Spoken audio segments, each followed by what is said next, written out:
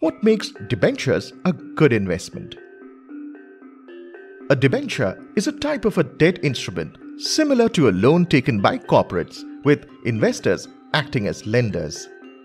Investors receive a fixed interest rate on the sums invested at specific intervals.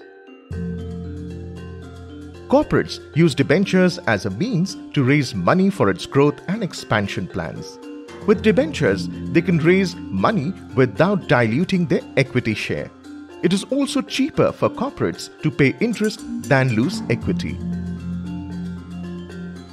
A debenture is an acknowledgement of debt with predetermined interest rate and payment date and can be freely transferred by holders.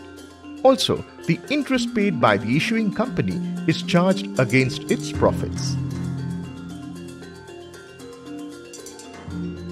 Secured debentures are backed by collateral, considered less risky and offer lower interest. Unsecured debentures do not have collateral backing, are riskier and provide higher interest.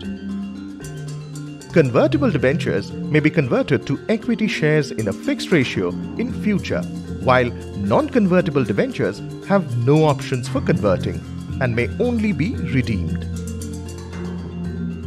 Redeemable debentures come with a fixed maturity date.